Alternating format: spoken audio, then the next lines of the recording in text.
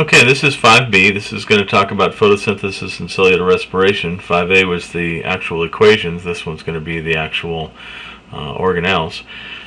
In years past, I've asked my kids to draw this, and this year I gave it to them on their PowerPoint slides. But I've got this large chloroplast that has an outside membrane called the outer membrane and an inside membrane called the inner membrane. This is a point of evidence that we've used to actually bring in a prokaryotic cell into a eukaryotic cell. And what happened was that this thing did a really good job of taking sunshine along with carbon dioxide and water and producing glucose. So the prokaryotic cell was invited into the eukaryotic cell, saying, I'll give you everything you need. All you got to do for me is give me the glucose. So if you take a look at it inside this chloroplast, inside these two membranes, we've got this jelly-filled area, sort of like cytosol, with these coins stacked up. I'm going to call them thin mints, but these are called the grana. So this is a stack. The stack is called grana. There's another stack, grana. There's another grana. There's a grana. Here's a grana. Everywhere a grana. But these grana actually are made of these individual sections. The inside, the minty section, that's the cream mint, or the lumen. That's the thylakoid space, the actual space in between the individual coins, which are called the thylakoids. And this is the thylakoid membrane, sort of the chocolate coating around the thin mints, the mint cream on the inside, which makes up a big stack of them for the thin mints. And then the last thing is we have the cytoplasm, that's the stroma. And the cytoplasm, of this prokaryotic chloroplast machine, which is going to be take some of the control of the photosynthesis. Okay, the next slide actually showed a real picture of a highly magnified chloroplast. You can see the grana, you can maybe see some of the thylakoids, you can definitely see the stroma. Two membranes, a little tough to see, but they're out there somewhere. Here's another large view talking about the grana and the thylakoids. This one actually shows that it has ribosomes. Remember, ribosomes make proteins, and with the DNA, the circular prokaryotic DNA, chloroplasts are in charge of their own mitosis. So we have the lumen on the inside, the thylakoid membrane. We have the grana. Stromas out there. There's the DNA, the granum, individual one. We have the external membrane and the internal membrane and the internal membrane space. We even have plastic globules, which I'm not exactly sure what they do. Okay, the next thing is I had them draw mitochondria in years past, but I gave it to them this year as well. Mitochondria also come with an outer membrane and an inner membrane, and they have a space in between, which is called the intermembrane. And then we have these large, like curves, almost like somebody takes a blanket or a sheet and curls it up. These increase surface area. These are the cristae, which are the folds, and then the inside, which has got a jelly-type material in it, which you'll see on the next slide. That stuff's called the matrix, and I'm going to call that the jelly inside. And these are going to be the things that are going to be in charge of taking the glucose and turning it into ATP. Okay, what you see here is a real mitochondrion. You can see the cristae that are inside. You can actually make up the matrix. Can't really see the two membranes. See other organelles that are out on the inside. Looks like a rough endoplasmic reticula, but this is going to be in charge of the ATP. And here's a color version. Shows the jelly inside for the matrix, the cristae, which is the increasing the surface area, the folds that are inside, the outer membrane, the inner membrane, and then the space in between. So then we're going to go back to photosynthesis, and I'm going to ask them to draw again, but of course I gave this to them. This is a chloroplast, where we actually have the sun on one side and we have night on the other side. When I grew up, these were called the light reactions. These guys were called the dark reactions, but now we're going to be calling them light dependent versus light independent. Side that needs light, side that does not need the light. And that sort of was a misnomer way in the back when I was learning it, is that we thought this would happen in the daytime and we thought this would happen in the nighttime. This really does happen in the daytime, but this happens 24/7. So if you take a look at the picture, we get sunlight coming in. They're going to hit the grana, and this is called the light reaction. And with the process with the water coming in. There it is. Light and water. This side actually gives the oxygen, which you guys know in photosynthesis is part of the products of photosynthesis that they create for themselves and the animals. On the dark side, it also produces ATP and an electron carrier called NADPH. And then on the dark side, which happens all the time, when this ATP goes over to the Kelvin cycle and the NADPH goes over to the Kelvin cycle, this is a highly cyclic enzymatic reaction. This is where we pull in the carbon dioxide if we're a plant, and we use these, the power and the electrons to make the sugar, the C6H12O6 glucose. So this is the light dependent part of it. This is the light independent part of it. And you can see there it goes. And then there's the light dependent, side that requires light and water to produce oxygen. Here's the light independent, the side that actually absorbs carbon dioxide and produces the sugar. Light dependent reactions, again, same sort of picture. Light goes in, water goes in. So this happens in the thylakoid membrane, actually inside those little coins, those thin mints of the grana. It uses light energy to make ATP, and you can see the ATP going off here, plus it excites electrons in the electron carrier for the NADPH. It also produces the oxygen, takes the water and actually splits it, hydrolysis, and actually splits off the O2 and actually puts that up in the atmosphere. Actually escapes the chloroplast from the chlorophyll. NADPH, the electron carrier, it gets released into the actual cytoplasm, the stroma, and ATP goes into the stroma. And then we go to the light dependent side, and remember this one happens 24/7. This one requires light. And enzyme reactions in the stroma, carbon dioxide comes in. The energy from the light dependent reactions are used to make the glucose. So we've got this light dependent material coming in, and we're going to make glucose. The ATP and the changes to ADP, and the NADPH changes into NADPH plus, and they're going to go back and get re-energized to go back into ATP, and this is that ATP, ADP, and actually also the NADPH, NADP plus cycle that goes on inside of a chloroplast. This is also called the Kelvin cycle because the scientist with the last name Kelvin actually identified all the enzymatic reactions that go in there. And in AP biology and in college, you'll actually learn all these reactions, and some of those things are incredibly difficult to pronounce.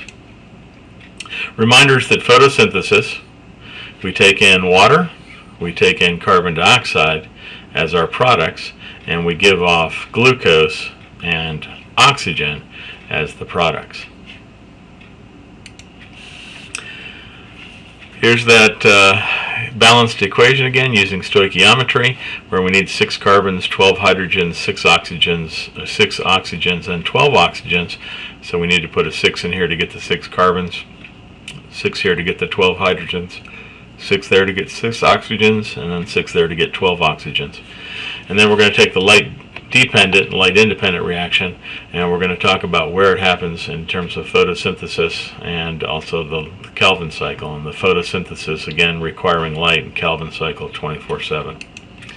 So this happens in the thylakoid membranes, and what we need is we need sunshine as our energy source. We need ADP to move in, which we're going to energize, and we need the NADP plus, which we're also going to energize, and we need to bring in water.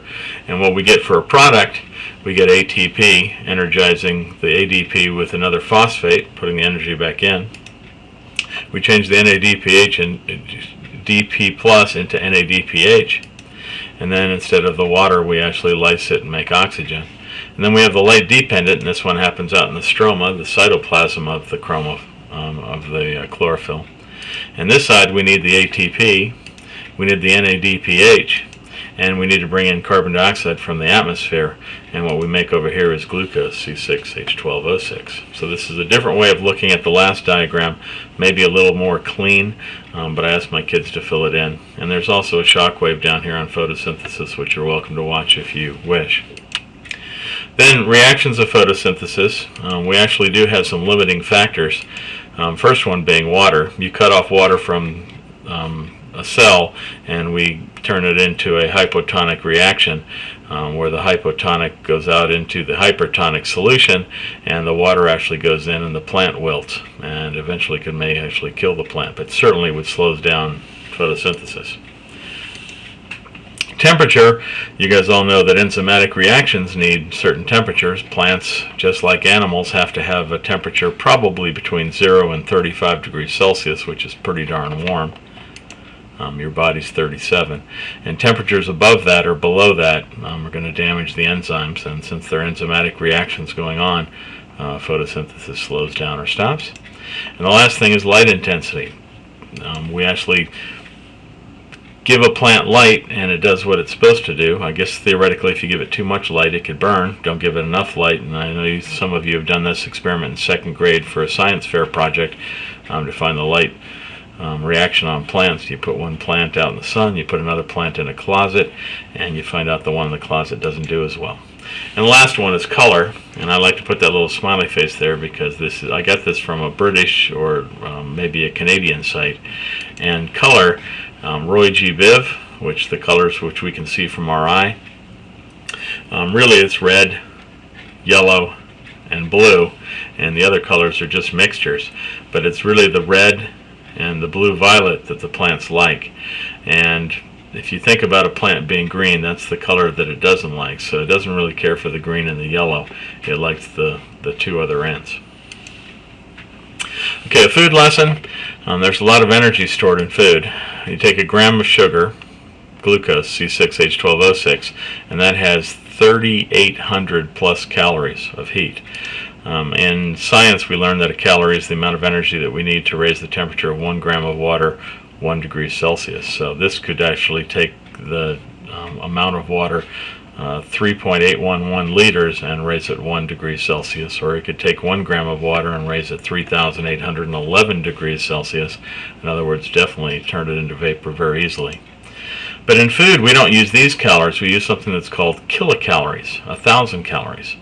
And what that means is 1 gram of sugar instead of actually holding 3,811 is now 3.811 food calories. And they do this to make food sound like it doesn't have as much energy. I'm not exactly sure if people would take like this candy bar that may have 250 calories when it really has 250,000 calories. So when you look at the calories right there, this particular product that has 7 grams of fat, 4 grams of bad fat, has a pretty good amount of sodium, has a lot of carbohydrates, sugars, 20, not real good carbohydrate production. It does have 2 grams of protein, but it has 180,000 temperature calories, science calories, or 180 food calories, because remember these are kilocalories. Last section we're going to talk about is cellular respiration, and here's a picture I found on Facebook a few days ago, and what it says: in a 24-hour period your body will blink 23,000 plus times, your heart will pump 100,000 times, you'll breathe 23,000 times, your liver will filter 1,500 liters of blood. That's little, you divide it by 4 and you can figure out gallons, but that's a lot of liquid. And your stomach produces 2 liters of acid. So how does your body actually do this? What does it use as the energy? Glucose is sugar, but your body can't utilize the sugar. But what you do need is you need that cellular respiration effect on the cristae and the stroma, the matrix of the mitochondrion. So 3 steps of cellular respiration. Here's the mitochondria, and you can see the first one, glycolysis, happens out here in the cytosol, in the cytoplasm. This is where we take a glucose molecule, C6H12O6, and we break it down into what are called 2 pyruvates, and we also produce NADH, which is an electron carrier, which is going to move over, and you can see it drops down here in our last electron transport chain. So this occurs with or without oxygen, so you can do this in an aerobic or an anaerobic environment. This is something that all prokaryotic cells do for their ATP production. So we're going to make 2 ATPs. This is a pretty decent amount of energy production, but it's really nothing compared to the fact that if we get a mitochondrion, and remember this is maybe a prokaryotic cell that did cellular respiration really well, that eukaryotic cells invited into. Again, it's got its own DNA, it's got two membranes, it's got its own ribosomes. It's almost like it's its own little creature inside of every one of our cells. And it's also something that you can actually produce more of if you actually do some exercise. So if you're out there exercising hard, your body will start producing more mitochondria because you're going to need more ATP to do the things that you need to do. Okay, so we get two ATPs and we make an electron carrier that's going to go over here to the electron transport, and then we move over to what's called the Kreb cycle after Dr. Krebs, and this is going to happen inside the mitochondria. It's going to be in the matrix, so it's in that jelly section that's inside. And with this one, it's a series of enzymatic reactions where we're going to take the pyruvate that moved in from glycolysis, and it's going to produce 4 ATPs. It's going to produce some NADH and some FADH2, which are electron carriers. So you can see it comes in from glycolysis. We get some more from the Kreb cycles. We pick up double the amount of ATP, and this is one advantage of being a prokaryotic cell. If you have mitochondria, you can actually get 3 times as much ATP production. But then the real kicker is when we move into the electron transport chain. This is located in the inner membrane, so this will happen in between the two membranes inside the cristae, which is the part where we actually made larger surface areas so we can have more area for this to happen. Series of transport proteins. This is where we're going to take that NADH and the FADH2, and we're going to actually use them to release energy, and that energy is going to get transformed into 32 ATPs. Now this is a prime example. A lot of times the mitochondria don't make quite as many as this, but this is where it really, if it was running at 100% efficiency, this is what we would get. And then we also take the oxygen and we turn it back into water. Remember, photosynthesis takes water and turns it into oxygen. This is exactly the opposite. And then we're going to actually move these things into other materials as well, and it'll get kicked back into this system so we can start it all over again. Steps 1 through 3 takes one glucose molecule, turns it into pyruvate, turns it into electron carriers. The Krebs cycle turns it into more electron carriers and ATP, and it can make up to 38 ATPs. Prokaryotes 2, eukaryotes up to 38. So this is like 18 times more energy efficient just by having mitochondria. Probably why prokaryotic cells have not been changed as much as eukaryotic cells. We just have more chances, more energy to evolve and to change, migrate into different things. Larger animals, faster animals, warm-blooded animals, having multi-celled creatures. Reminders, cellular respiration takes glucose and water as their reactants and produces water and carbon dioxide and ATP as their products. Same sort of a data table. Here's that stoichiometry, that balanced equation, where we're going to take that plus the 6 oxygens and 6 waters to make 6 carbon dioxides, and 12 waters plus up to 38 ATPs. This happens in the cytosol, happens with air or without air, aerobic or anaerobic. What it produces, what it takes in is glucose, and what it produces is pyruvates, 2 ATPs, and NADPH. Mitochondrion, this is going to now be in the matrix of the mitochondria. The pyruvate moves into the matrix. So the pyruvate is the reactant, and what we get is 4, so we actually triple the ATPs, and then we make CO2. And then in the mitochondria in the inner membrane, remember the cristae with the surface area increase, we're going to take the NADH from up here, we're going to take the FADH2 from here, and we're going to take oxygen, and what we're going to produce is 32 more ATPs for a grand total of up to 38. If we have both of these, and all cells again can do glycolysis, including yours. This is the only way prokaryotic cells actually get their ATP, and with the help of mitochondria, which only eukaryotic cells have, we can make 18 times more ATP. And here's another shock wave you can watch if you wish. I think that actually makes the end. I'm sorry, we get water in that case too, because we got to take the water back for the chloroplast so we can make oxygen. So we take the oxygen, we turn it back into water. We take glucose and make it into pyruvate. We take the pyruvate and make it ATP and CO2 plus NADH and FADH2. Those go down here in the inner membrane for the reactants of the electron transport chain, and with the help of a whole lot of different enzymatic reactions, we make a bunch of ATP plus water. And I think that's the end of the section. I'm going to do this. Yep, that is 5C, which we'll talk about in the next video. And let's go back to here, and let's stop this, and hope to see you soon.